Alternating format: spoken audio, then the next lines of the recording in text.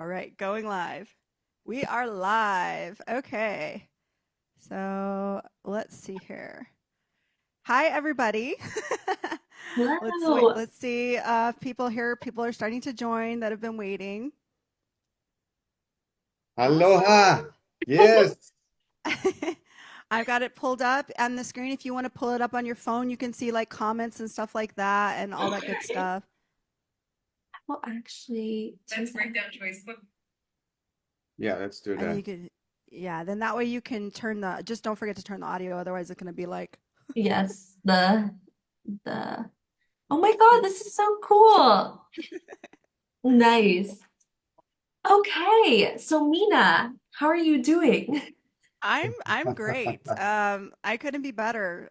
Just like I was telling you guys, like I'm loving it here in Europe. I mean, it's amazing. The food is so much healthier and Right. cleaner, and the air is cleaner, and there's no Monsanto, there's no pesticides, there's none of that. So I'm great. I My love Any body is great chemtrails? too. Any chemtrails going on over there? Some, yeah, yeah, they're still doing that, unfortunately. Not as bad. I was actually really surprised. The first town I lived in Bulgaria, it's a little tiny mountain town, and they were chemtrailing bad to the point that, like, during the day, let's say for an hour, the AQI, which is the air quality index, would be like rivaling China. That's how bad it was. So, and only for an hour of the day. So, yeah, wow. they still be doing that. Hmm. Okay. Well, all over the world, people are starting to realize what's happening. Do you get that? Do you feel it? Oh, What's your yeah. take on that? Because we had a lot of energies coming in, we had a lot of stuff happening, Oh my and I gosh. see all of a sudden a lot of people asking questions more than usual. Yeah. Oh yeah.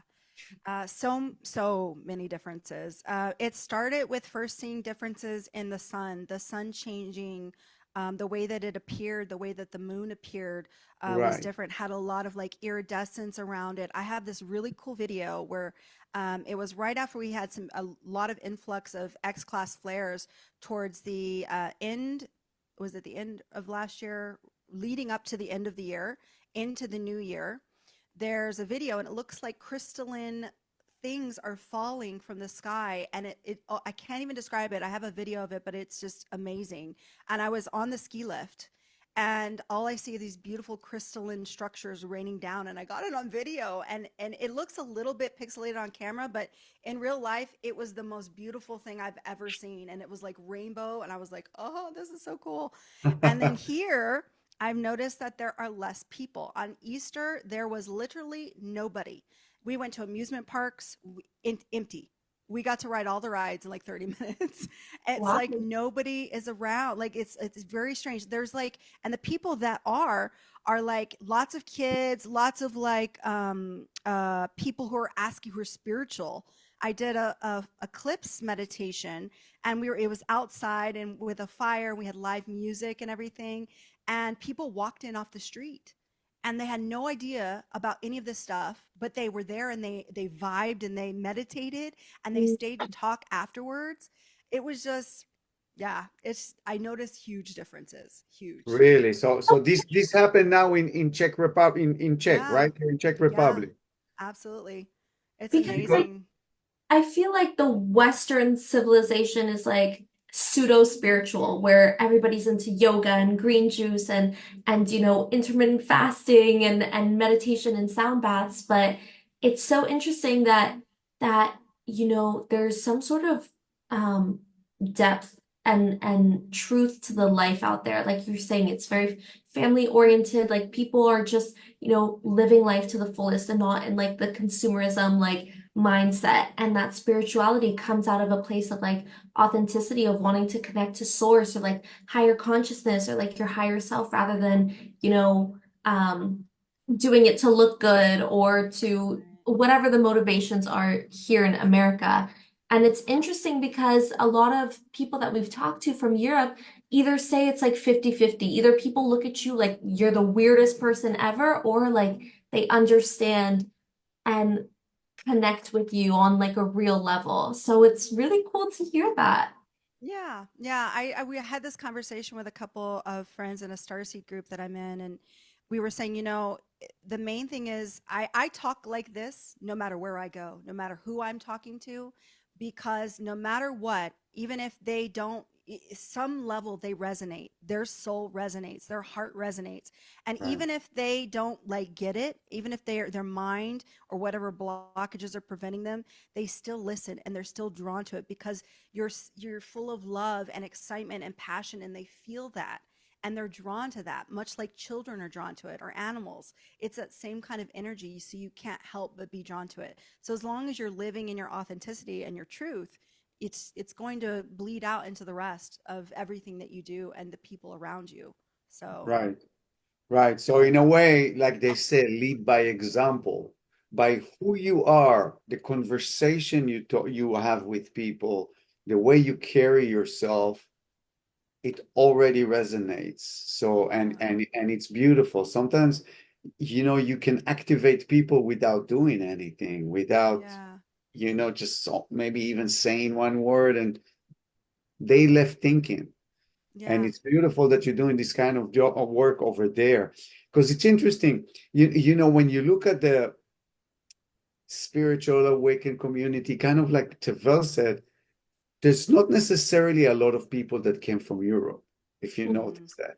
It's Mm-hmm. like Europe has been kept, on so many levels Suppressed. suppressed, yeah, brought down, Especially and maybe Eastern Europe. not, especially Eastern Europe.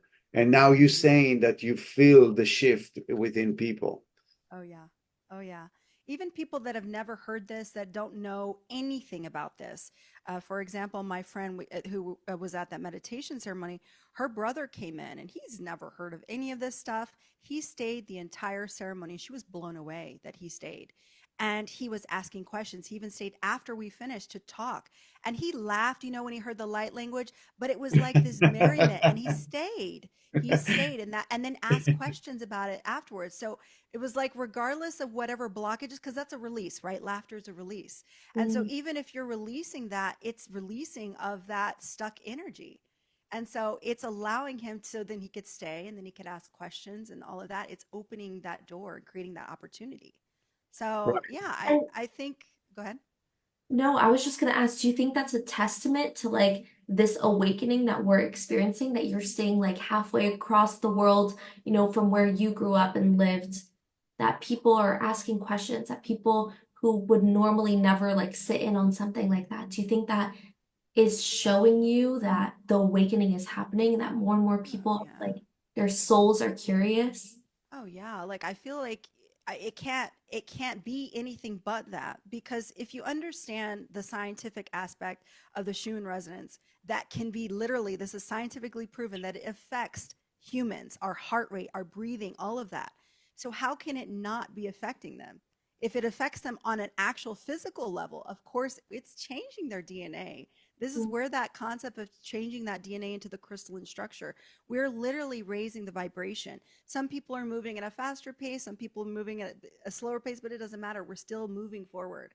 So, yeah, I absolutely think that's a testament for Yes. And sure. on physical level, Schumann resonance are going off the charts Oh, in yeah. in the past weeks, and especially in the past few days. I see it. It's like all over. Oh, So yeah. it's so interesting to see. And me personally, yesterday I was beat. I was exhausted. I never get exhausted by 9 p.m. I think by 9:30 I was in bed already, Oh, yeah. sleeping until 7:30. It never happens to me. Something is happening to my body, definitely, and I can feel it on a physical level. Mm. Because on a cellular level, we do feel everything that's happening, and it start resonating in our body, Mm. and things are moving, things are shifting, things are moving through my body, physically and spiritually. Oh, yeah.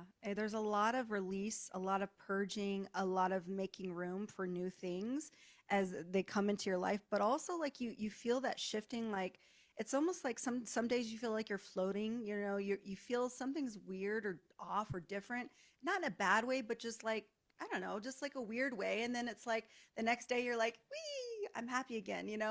it's that shifting and everything is like moving around, making room for all of the new stuff that's coming in.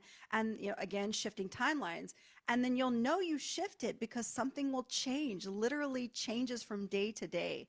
Like Mm. the meditation, I had planned that 2 weeks in advance for the eclipse.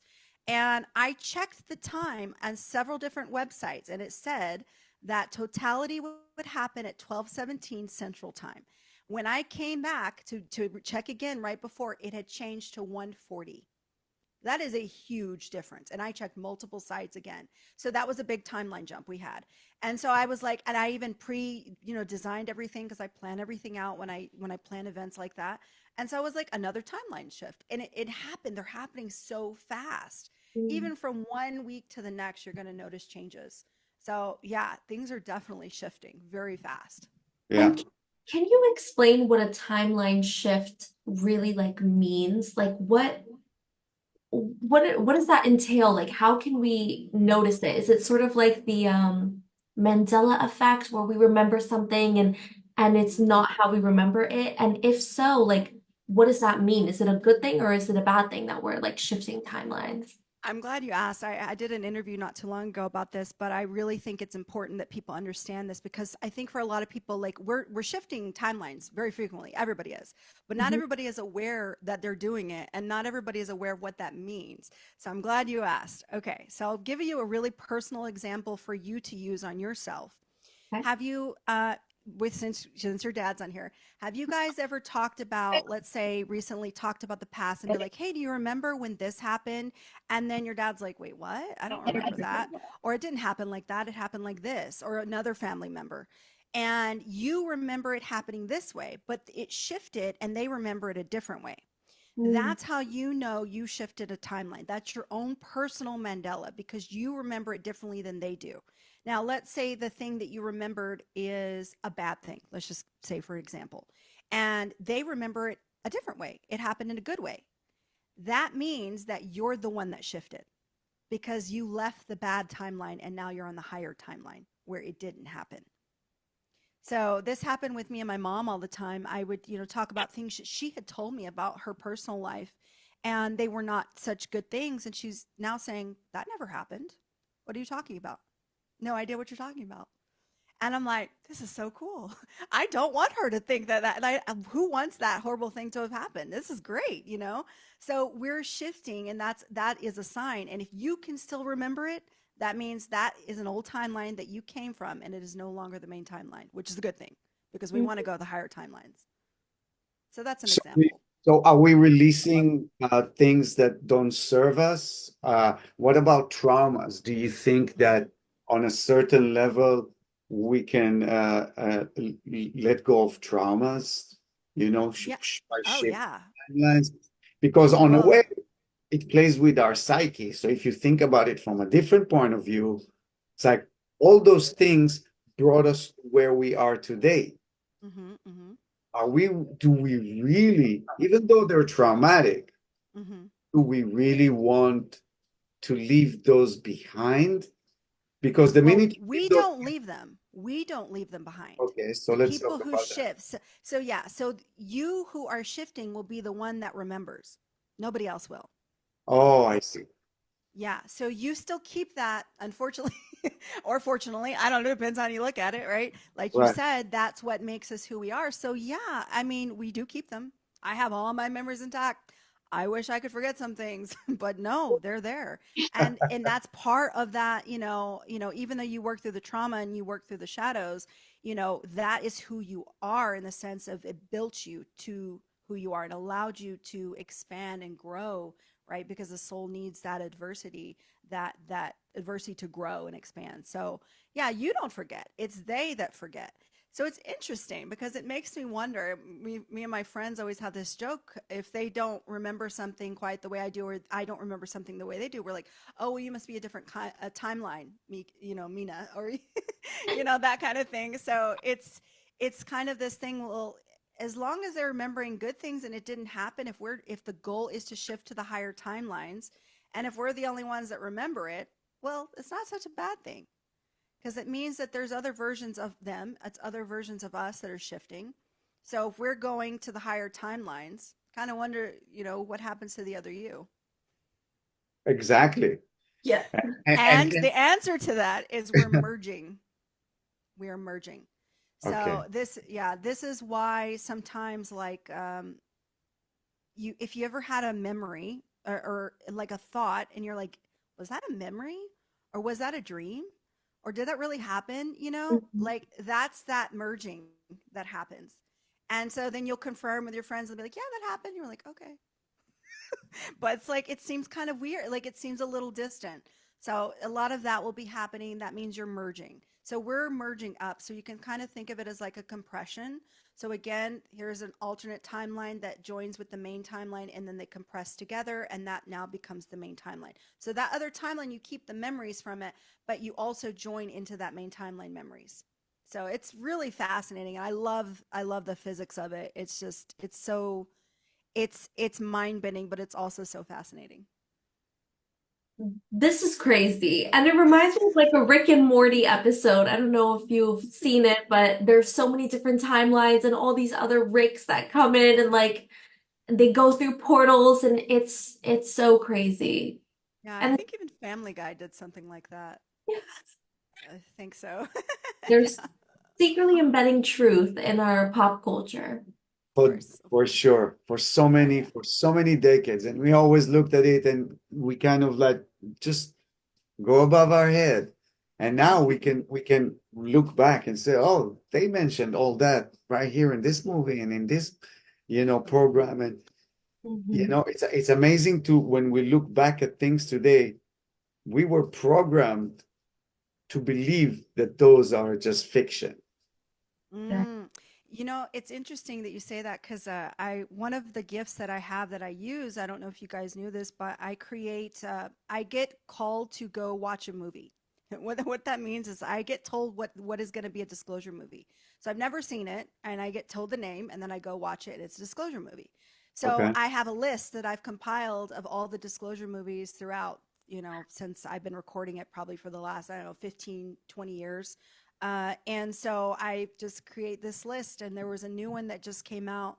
Oh, it was so amazing on Netflix called Spaceman. And if you have not watched it with Adam Sandler, I highly recommend you watch it. It talks about the beginning of the universe, and it's exactly how I remembered it. And it has an alien, and it's a bromance, and it's so amazing. It's not a comedy; it is a drama. Okay. And there's a spider alien, and he is so cute. But anyways, he's not I think he's cute. Maybe some people might think he's a little scary. But anyways, he finds him floating in this universe and he's going to collect some kind of cloud from space that had been seen from Earth for like 4 years and people are freaking out like what is this big cloud? And it was a nebula and it was the beginning of the universe. Mm. And so he goes through this whole path of being lonely because he's by himself in space. And he meets this alien space spider, and they have this like connection, a meeting of species, and it's really amazing. And then when he finally they get to see the beginning of the universe together, it was just amazing. So, and it takes place in Czech Republic. He's Czech, and he gets saved or there's other what do you call astronauts that are Korean. So I thought that was really interesting.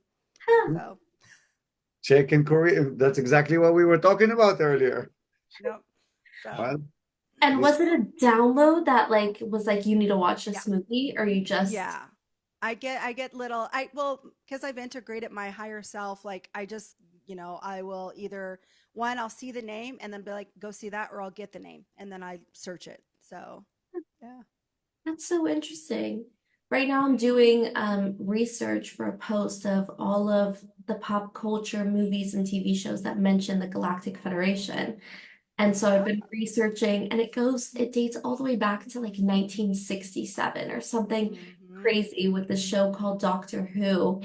Yeah. And they talk about, and the costumes are like ridiculous, but the concept and the truth that they're speaking is so beautiful that it dates all the way back there and like the truth was already in front of our face Mm-hmm. during that time, which was so fun. And also movies like Lilo and Stitch, the beginning is the Galactic Federation of like Galactic Federation Council, and then they decide the fate of Dr. Jumba who created Stitch, and it's so funny.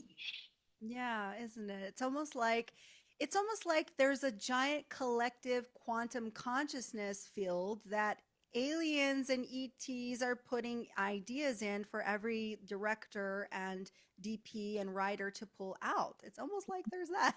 That is what's happening. This is for anybody to access. So anybody who's a writer or who's a director and where they get these ideas, that's why they say, "Oh, I dreamt about it," or "Oh, I got this idea from this." It's because the quantum field that surrounds the earth is a collective consciousness, and you can put ideas into it. And that's why if you don't create something, if you don't, let's say, invent something, somebody else will do it Exactly. because it is a collective. And so that's why I'm sure it happened to you, but it happens to me all the time. I'm like, oh, I should create that. I should totally invent that. I should totally do that. And then I don't. And then, like, I don't know, 5 months later, somebody does. And I'm like, man. So Right. yeah, that's why. And the collective consciousness, it's so fascinating because we can see it. We can see how Mhm.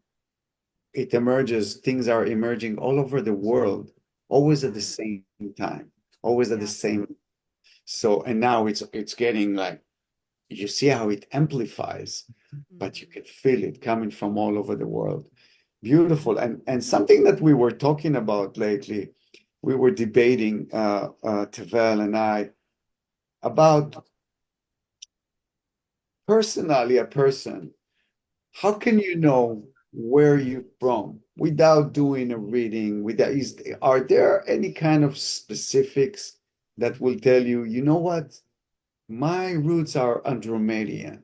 Is there any kind of Like uh physical manifestations of Yeah. starseed races. There are what is it? some, yeah, for sure there's some physical. You can I know for me, like I have every constellation that I've been a part of is on my body in Really? freckles. So I have every constellation I've ever been incarnated as on freckles all the way, but it's only on my arms and my shoulders. Like it only goes from here to here, and then my back, and then some of my legs. But it's like, yeah. So that is a common thing. Okay. Also having like heterochromia or heterochromia, which is what I have. Like I have tricolored eyes. Multicolored eyes is also a really good indication, especially green eyes is also a really good indication, or speckles in the eyes. Trying to think of some other ones. Being ambidextrous is a really good, sign if you're good with technology and very like analytical, but also really good with art. That's a really good sign that you're from Andromeda. um, let's see what else. Feeling really drawn towards things that you don't necessarily have interactions with, like feeling a calling towards the ocean or feeling a calling towards marine life and a deep connection, like you feel like you need to protect it, and or having a fear or the antithesis of that is Mm, also an indication that you have some connection to the water. Um, Obviously, being drawn towards cats or dogs could be Lyrian or birds. So there's some things, absolutely, especially if you're reading about the different races and then something really resonates. It doesn't always mean you had a life there. It could also mean that you worked with them, or maybe you were saved by them and you have a deep connection with them or very close to them. But mhm. it is a good start. It is a good start for sure. And Interesting. and how did you find out that you were Andromedan? Uh, well, I one day was being put on the council. I was like in a half, like I don't know, what do you call it, like a waking sleep. That moment, right before you get like the hypno jerk, where you like, that kind of moment. And like all of a sudden, it was like I was in sitting in a chair, and I was like in a room, and there was all these beings, and it was, I say beings because it was not all human. In fact, or wasn't even all humanoid. And there was like this strange, I don't know, like it looked like a big open space, but also it had like floating counters. I don't know how to explain it, but it looked like very futuristic. And I was sitting in the chair and they're talking, and all of a sudden they looked at me. And it was like that like, oh my God, am I naked kind of feeling, like what do I have something on my face? Like that feeling of like, oh God, what do I do? What do I do? Why are they all looking at me? It was like they realized not that I shouldn't be there, but that I was there. And it Mm, was like, And then it just got so quiet. And I was like, kind of this, okay. And I'm like, where am I? And all of a sudden, I was like back in my body. So I was like, okay. So that was the But first time. that And was your and first ever interaction with ET beings? no, that was my first time interacting with the Andromedan High Council. I see. So yeah, so that was because that was the last life that I had to integrate because it was the furthest. It was my origin. So I went back in a like almost in a chronological. So I was born having the memories of like the archangel and the mermaid and the cetacean life, and those were like the main ones. And then came like the Lyrian, and came the Procyon and the Speakin, and it was like the very last one to integrate was the Andromedan Messier 31, which is the shape-shifting one. So that one, and that's what was the introduction to the council. And then as more trips to the council, I realized what was happening because they would let me listen more and more. And then I figured out what was going on and who they were, and then paid attention to the details like the suits and things like that. And then got to know my craft, got to know my crew, which is actually Neptune. They're from Neptune. And so that was really interesting. And my crew actually wears red like suits, and they have it's like latex suits, and it's red, and it has like a gold emblem, and I have the emblem actually drawn on my page, but and they're very skin tight. So yeah, Okay. that's how I got to know, and that was back in 2017. 2017. So So cool. That's so cool. And what are the Andromedans like? Like, are there any specific like characteristics that they have? Like, are they on a certain mission? Because we've heard a lot about, like the Greys, Palladians, but I feel like lesser known is the Andromedans. yeah, so I guess it's pretty important to clear up the difference between the Andromedan Galaxy and the Andromedan constellation, first Okay. and foremost, because we have species that are from the Andromedan constellation, and then we have species that come from the Andromedan Galaxy. The Andromedan constellation is inside the Milky Way. It is not in the Andromedan Galaxy. Those are technically not true Andromedans because they're actually Syrians mixed with other races. So you have like the Andromedan Moroccians are actually mixed with elves. So they look a little different, and they're actually Syrian.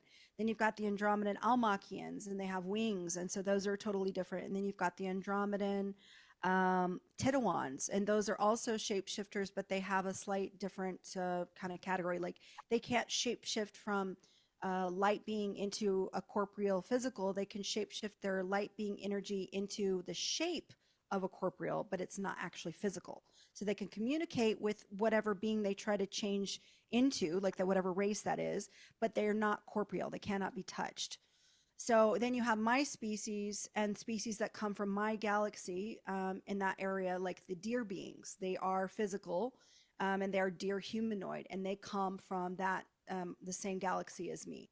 Then you've got my species from the Vertex Messier 31 species, and we're light beings that have the ability to shapeshift our energy into physicality. So right now, this body is being powered by the entirety of my ET body. So it is actually streaming down into it, like kind of Avatar style a bit. It's not just my consciousness though; it is my entire like ET body. So we can shapeshift. So describing them, so because they're light beings, there's no beginning, there's no end. We do create, but we don't procreate. So it's to me, I think all species should procreate this way. You just take your energy and split it. So much simpler than labor and all of that. So I think that should be the way to do it. But anyway, so you just yeah, so we take the energy and split it. We're predominantly a matriarchal society. The women are mostly the leaders, but not always. um, but it's a feminine energy, masculine energy, because it's, we just shapeshift into lower density. We don't actually have our own form. So I've drawn it before, the light being, what it looks like. It's very loose kind of form. It is humanoid. It has kind of we have more of a slight tilted pointy chin, big eyes. Were more bluish kind of on the spectrum, but again, not physical. But we can shapeshift. So we can kind of take on any form. So I know when I'm in my ship, I do tend to take on a humanoid form, and I do shapeshift, and I have like long blonde hair and a ponytail. And so, yeah, so we have that ability. So, um, and as far as I know, we don't have a lifespan. I don't remember I remember the beginning of this universe. So if that tells you anything. Mm. So That tells us. That's so fascinating. yeah, that's Do why you you have guys to watch have Spaceman. spaceman? And do you guys have any beef with any other races of aliens? Um, beef is a strong word, even for us. We tend to be the diplomats, the mediators, the mitigators, the master communicators. There's not very many of us.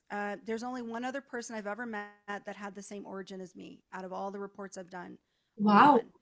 Um, I've actually met more Arcturians, and they're even rare too, than I've met my own species. Um, and I think it has something to do with the fact that we don't, have a lifespan. So it's like to incarnate, you really have to have a lot of things in line. But as far as species that we don't get along with, there's not really that. But we definitely frown upon the draconians because whenever there's refugees from any of the wars that they have started, they always come to our galaxy. We always take them in. We're like the humanitarians of the galactics. If there was a word for that, that's what we would be. So we are always taking refugees. We took on the Lyrians during the Lyrian Draconian War. We took on the other Lyrians that came from the Earth Terran Wars. We took in some of the Syrians and some of the cetacean beings. So yeah, we would just really we just don't understand the need for that friction, like in the need for domination. Like we don't understand that. It's very foreign. We don't understand the need to kill. We don't understand the need, just any of that. Mm. So, we're 12th density beings, and it's very far outside of our understanding. So Earth is a very dense place. And so this was a very, very unique assignment. That's for sure. It was And not taken lightly. painful, I would probably imagine, Very, very, right? very. Since you need to contract yourself from high density into a much Oh, lower yeah. density. It's also why I had to go through so much trauma as a child, is so that I could integrate, because there's nothing that is more grounding and more than anything lets you know you are human than pain. Mm. You're It's, I talking mean, about the trauma that your mother doesn't remember. well, no, I'm pretty sure she still remembers my trauma. She doesn't remember her own trauma, but she remembers mine. But no, yeah, no, it's a lot of trauma I had to go through as a child, and I know I needed it because I was so I didn't understand humans. I didn't understand humanity, and like, why can't we all share and get along? Like, why can't we all get along? I didn't understand it all. I was always very connected to animals and other kids because, innocence and that joy. And so I didn't understand why adults were that way. And so I had to go through those experiences to toughen me up. Not only that, but to also enable me to empathize with others who'd been through that. And so that I could understand, like, oh no, okay, I can have this human experience and I can connect with other humans. Because otherwise, I would not find anything to connect with anybody with. We connect through our shared stresses and worries and our pains. And so, yeah. Mm. So you guys are more of the peacemakers, the diplomacy Literally. kind of efforts. Uh, Yeah.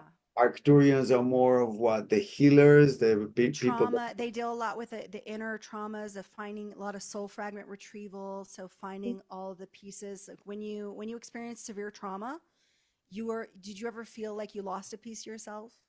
For It's sure. because you did. And those fractals of your soul attach themselves to a person, place, thing, or event. And then you have to find yourself, right? You got to find all the broken pieces before you can heal.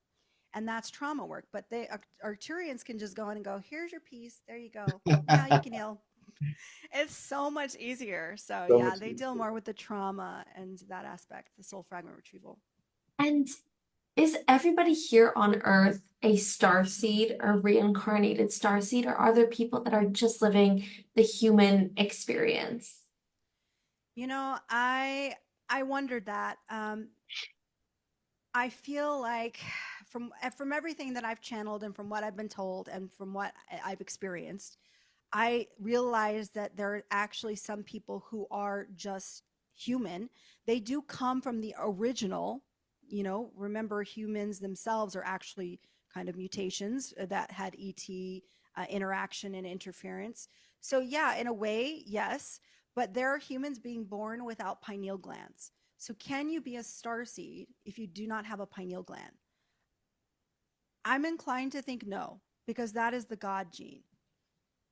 What do you mean that they're born without pineal glands? Yeah. So, so in certain places, like in China, where they've been so inundated with fluoride for generation after generation, the babies are being born without pineal glands now, and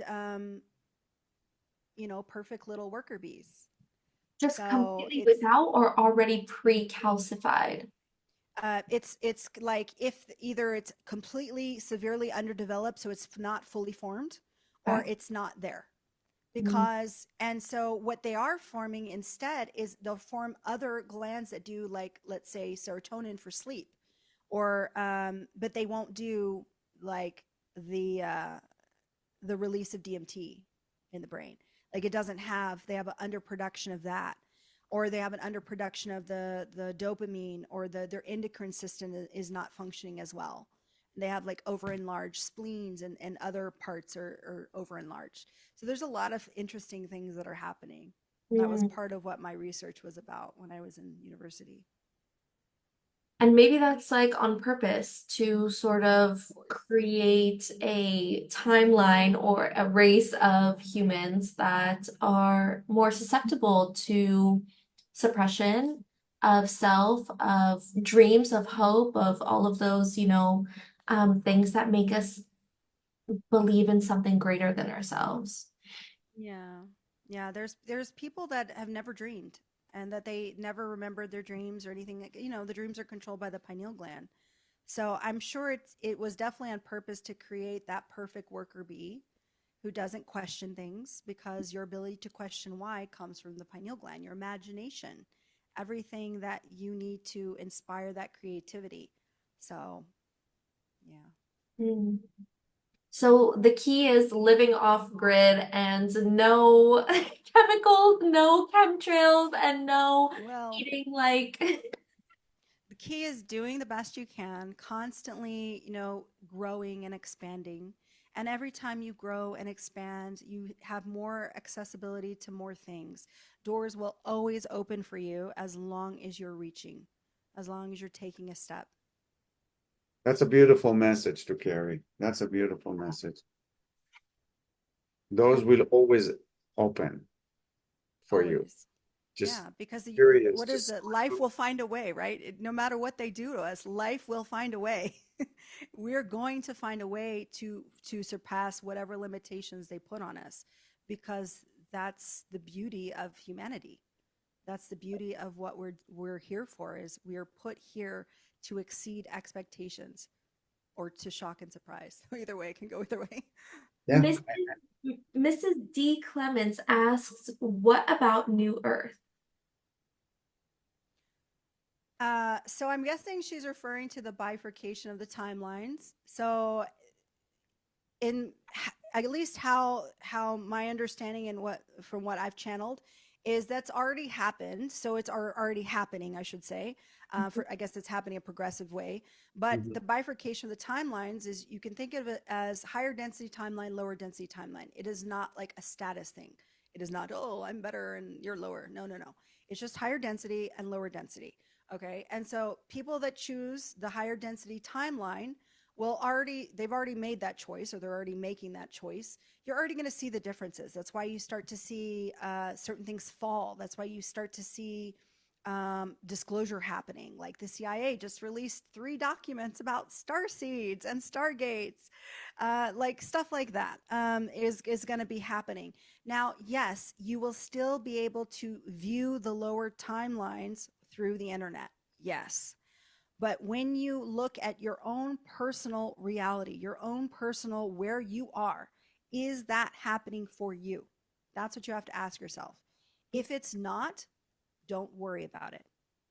Focus on you. Focus on your highest timeline. Focus on doing what's right for you, making the best decisions you can make, led through the heart chakra, and choosing your higher timeline. Just continue to do that. It will reverberate. It will continually reverberate. everybody gets really stuck on what is happening in the lower timelines. And yes, it's awful. And yes, there's a lot going on, but what you focus on, you create. So you really need to be careful that you're always setting your sights on your highest timeline, and you will continually be on the highest bifurcation timeline. That is the new Earth. So it is that highest timeline. So it is the highest version, and it's going to continue to change. It always is changing. Things are getting better, steadily increasing. So that's how you know that you're getting to the new Earth. So the new Earth is just going to be the highest timeline. Okay. And Barbara is asking, where can she see the documents about the CIA talking about star seeds? I'm going to be uploading it to my website as well as doing a video about them. And so there was two ones about the stargates and one about the star seeds themselves. They call them star people, so they didn't use my word. Darn. But they use star people, and I'm just ecstatic because I'm like, yay! This is big, like Mhm. this is huge, and This is they're old documents. That's So amazing. yeah, That's so look amazing. for it on my website. Okay. Beautiful. well, you're leaving us with a lot of room for hope, because we can create our own reality by the way we look at things, by the way we perceive things, by the way we train ourselves to believe. Mm. We can raise our frequency Oh and yeah. create our own reality around us. So no matter what we see out there in the world, we can just mute the volume and concentrate on us and create Yeah, our own reality. And not because we succumb to the fear frequency, which I think yeah. is ultimately like the purpose of, the news and certain frequencies of the things that we consume, music, news, Yeah. movies. Yeah, you can be aware of it, but not be of it. Mm, There's a difference.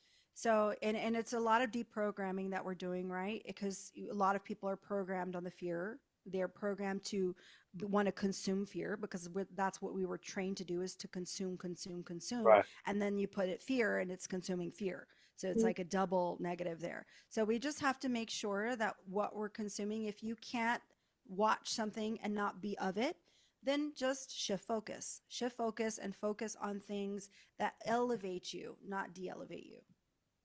amen. Amen. Mina, we've been working together for how long now? Over a year? Yeah, over a year. I think you were someone that we met through the All Shift Happily Now group. And ever since we met you, just your energy has been so radiant. You have such a vast knowledge of everything, like all these secrets of the universe, and the way that you are like a connector for people is truly amazing. And we've absolutely loved, getting to know you and Right continuing to back at you. and just listening to you because I think you are somebody who communicates, master communicator Andromedan, communicates that information so well and so digestible and so palatable for people of all various, spiritual awakening stages to understand and really come together. Good. I'm glad I just want to be a point of validation. That's it. Just a point of validation for people because we are not alone. And for so long, I was so alone. I didn't meet anybody like me. I never knew anybody like me. That's all I wanted, was to connect with others like me who were on this journey. And so when it finally started happening, I couldn't have been happier. I was just like, this is so cool. Like, so many people who know what I know, who've experienced what I've experienced, who are seeing what I'm seeing. Like, it's very, so that's what I want to be for people, as a point of validation. And Right. I think the community aspect that you just touched on was just like the sole factor of why we started like our mission, which is GFL Apparel, like that community, sorry, excuse me, that community aspect, wanting people to not feel alone in their spiritual awakening because we see that these light workers, the trauma that they're meant to, experience in this life is usually, being ostracized into a family that doesn't really accept them, or they're the black sheep, or they're in a community or a small town that they're like the outsiders. So, connecting people through clothing and having them raise their consciousness is everything and find their people. Soul Tribe. Soul Tribe. All Yes, I'm so happy and grateful that I got to connect with you guys. I love what you're doing. I absolutely adore the idea. I wish that there was like, I wish you guys could do an entire like clothing line for every aspect. You can make glamour stuff. Like I literally would wear all your stuff. I just want, I want this to be the standard for people to create businesses with the new earth, with the higher frequencies and the higher timelines in mind, because we are making and creating the future we want. So we should do that in all aspects of our lives. Amen. Amen. This is the highest timeline and we're going with it. No way and but we're up. and we're jumping them. We're jumping timeline. Exactly, we're quantum jumping. Beautiful, Funny. beautiful. It's always a pleasure to hear you and to be in your presence and to feel that uh, there's people that are pushing from different directions and bringing the words of wisdom and hope to people. Uh, People that are slowly emerging as lighthouses for a lot of other people. So thank you for being that. Yeah, and thank you guys for also, because you guys are in a really, really dense place too. So I know I've been there. It's like you were saying earlier, that pseudo kind of spirituality. So thank you for holding a candle, for holding space, for holding light for so many, and being a connection and a junction for so many in the community. Because I mean, look at that. Just through talking, we were working together with somebody, and we knew somebody else. So that's what I love about this community. So yeah, keep doing what you're doing. Keep on keeping on. Thank you. And for those, sorry, Anastasia asked, you can find us at gfl.earth. Come check us out. We are a fashion company for all light workers, Starseeds, and past everyone in between. So yeah, we're excited to meet you. Yes, go follow them, check out their clothes, and if you want a free light worker hat, then just use code MEANIFUL and you can get that with your purchase. Excellent. Thank you, Mina. It was so lovely to connect Love with you. you. So lovely to connect with you guys too. Have a good one. Love you guys. Bye.